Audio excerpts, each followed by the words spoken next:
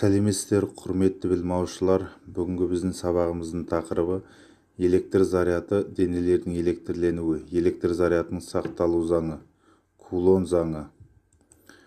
Бүгінгі сабақта біз нені үйренуіміз қажет? Электр заряды дегеніміз не?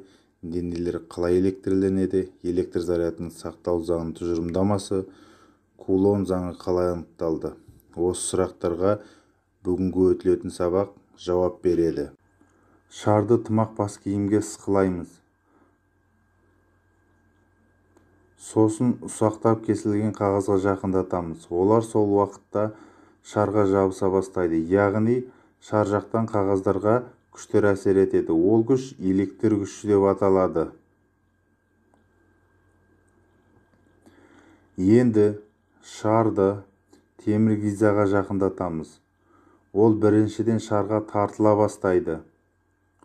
Сосын бір уақытта тебіледі. Сондай қатты күшпен итеріп, ол ауада шардың үстінде қалықтап тұрады. Біз көріп тұрғандай электр күштері екі затты бір-бірімен тартады және тебіндіреді. Осы тәжірибені алып қарайтын болсақ, аттас зарядтар бірін-бірі тебеді, әр аттас зарядтар бірін-бірі тартады.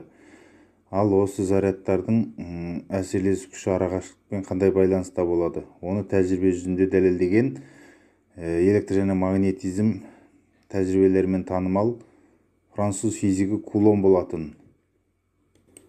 Енді осы Кулон жасаған тәжірибені қарастырайық.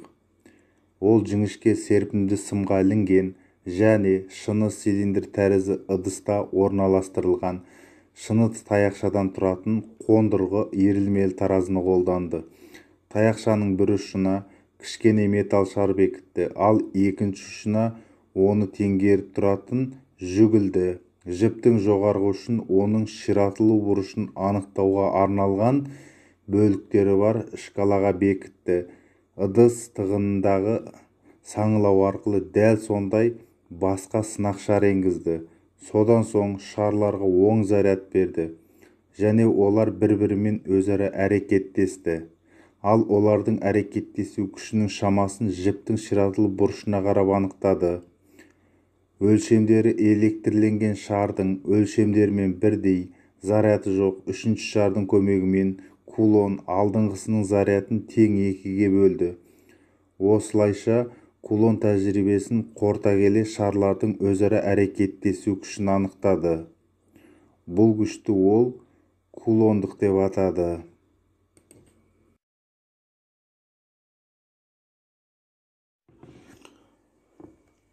Кулон осы тәжірибесін жасай келе екі зарядтың әсерлесу күшін анықтайтын өзінің тұжырымдамасын жасады.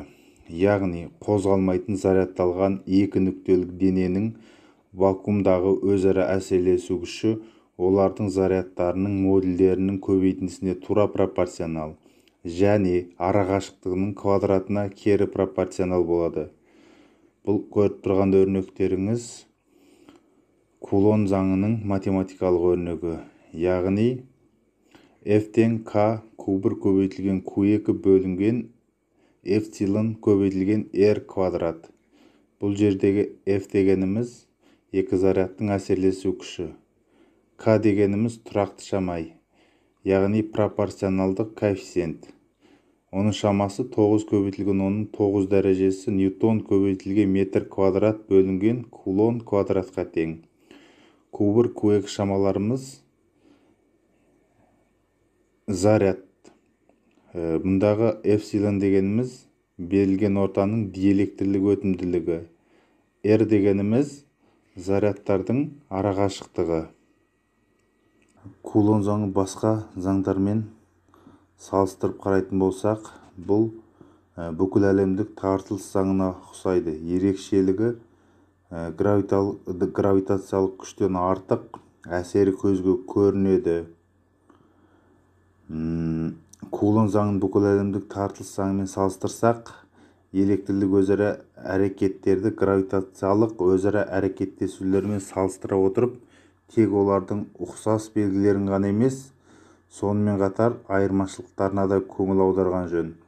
Мысалы, гравитациялық өзара әрекеттесулерді тек денелердің бір-біріне тартылуын байқасақ, электрлік өзара әрекеттесулер тартылып та тебіліп те көрініс береді. Кулон заңының қолдану аясы. Зарядталған дене нүктелік болу керек, міндетті түрде қозғалмайтын болу керек. Кулон заңының тек нүктелік зарядтар үшін ғана дұрыс екенін білу қажет. Табиғатта нүктелік зарядтар болмайды, бірақ зарядталған денелер арасындағы қашықтық олардың өлшемдерінен көп есе үлкен болса, онда денелерді нүктелік деп есептеуге болады.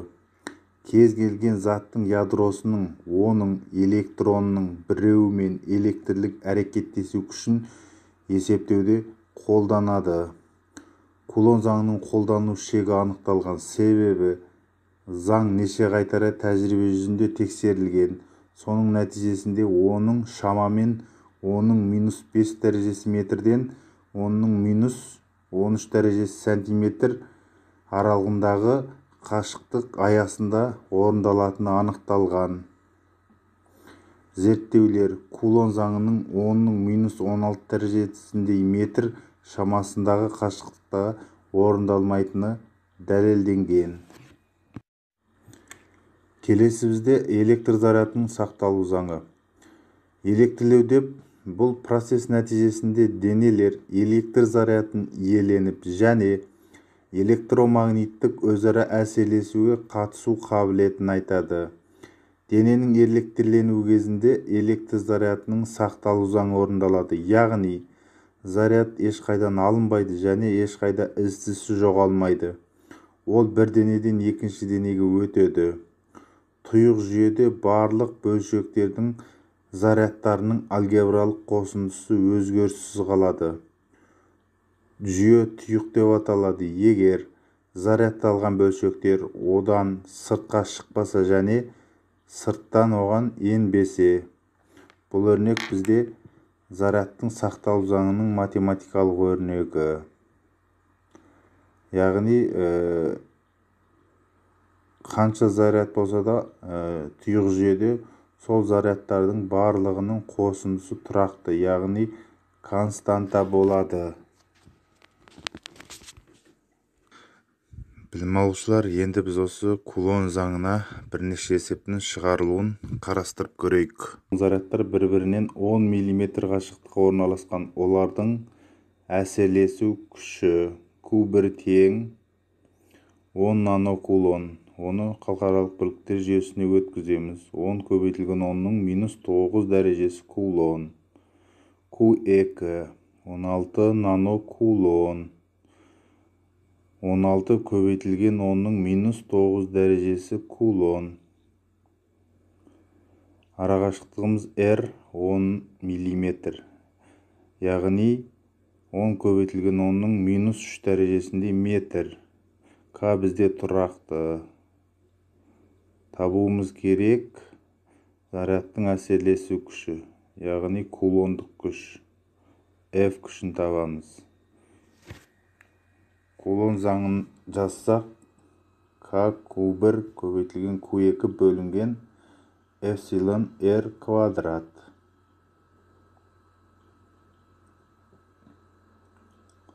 Бізде барлық шама белгілі, енді орнына қойып есептейміз. 9 көбейтілген 10 9 дәрежесі, көбейтілген 10-ның -19 дәрежесі, 9 дәрежесі, 16 көбейтілген 10-ның -9 дәрежесі бөлінген эпсилонды біз 1 деп аламыз. 10 көбейтілген 10-ның -3 дәрежесінің квадраты. 9 дәреже мен 9 дәреже қысқарылады. Үстінен 144 көбейтілген 10-ның -9 дәрежесі көбейтілген 10-ның квадраты 100. -6 мен -9-ды қысқартамыз. -3 үстінде қалады. 10 мен 100-ді қысқартамыз. Сонда бізде 14 мен 14 10-ның -3 дәрежесі ньютон. жуық шамамен. Екінші, оның минус 7 дәрежесіндегі кулон заряд тұрған нүктедегі электр өрісінің кернеулігі 5 вольт бөлінген метр. Зарядқа әсер ететін күш. Q тең оның минус 7 дәрежесі кулон. E тең 5 вольт бөлінген метр. Табу керек біз F күшті. Енді формула. E тең F бөлінген Q. Барлық шама белгілі. Енді біз формуланы түрлендіреміз де орнына сән мәндерін қойып есептейміз. 5 көбейтілген 10-ның минус 7 дәрежесі. 5 көбейтілген 10-ның минус 7 дәрежесі ньютон.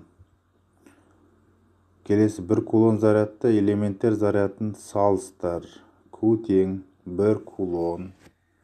Элементтер зарядымыз E тең 1,6 көбейтілген 10-ның минус 19 дәрежесі кулон.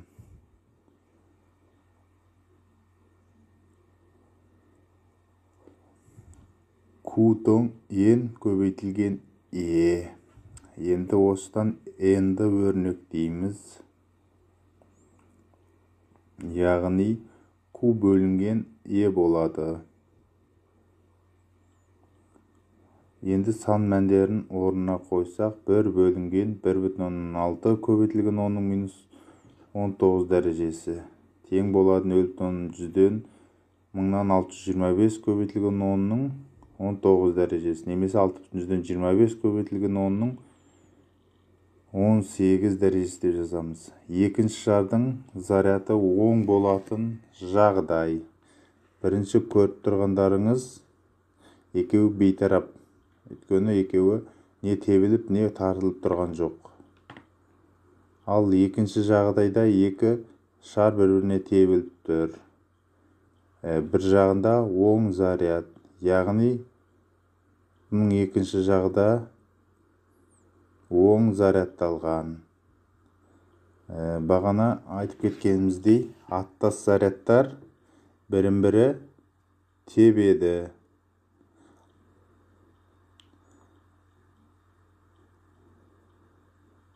Яғни екінші жағда бізде оң заряд болады. Ал үшінші жағдайда екі жағда теріс болады. Өйткені оларда бір-бірінен тебіліп тұр. Үшінші жағдай тартылады. Яғни ереже бойынша әр аттас зарядтар бірін-бірі тартады. Яғни бізде жауап екінші жағдай болады. Яғни екінші жағдайдың екінші шарда заряды оң болады.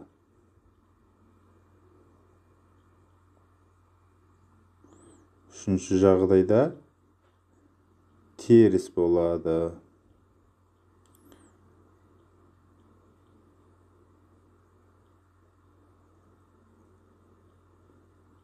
Төртінші жағдайда теріс, яғни минус болады. Bir жағы оң, екінші жағы минус.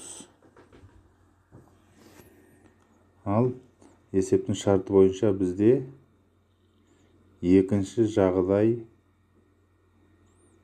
дұрыс жауабы. Кернеулігі 200 вольт бөлінген метр бір текті электр өрісінде орналасқан 2 көбейтілген 10-ның минус 5 дәрежесі кулон нүктелік зарядқа әсер ететін күш.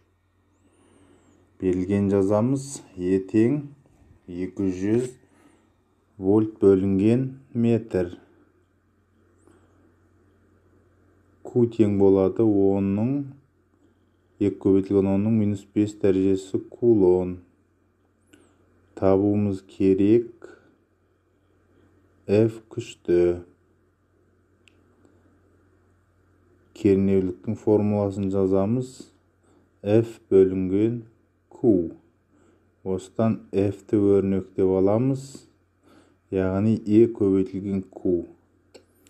Енді формуланың орнына сан мәндерін қойып математикалық есептеу жүргіземіз. Яғни 400 көбейтілген 10-ның минус 5 дәрежесі ньютон немесе 4 көбейтілген 10-ның минус 3 дәрежесі ньютон немесе 4 милли ньютон деп жазуымызға болады. Бүгінгі сабағымызды қорыта келе, бүгін Кулон заңы туралы, электр зарядтары туралы біраз мағлұмат алдыңыздар деп ойлаймын. Енді осы бүгінгі сабаққа байланысты үй жұмысын жазып алыңыздар. Құрметті білмеушілер, осымен біздің сабағымыз аяқталды. Көңіл қойып тыңдағандарыңызға рахмет.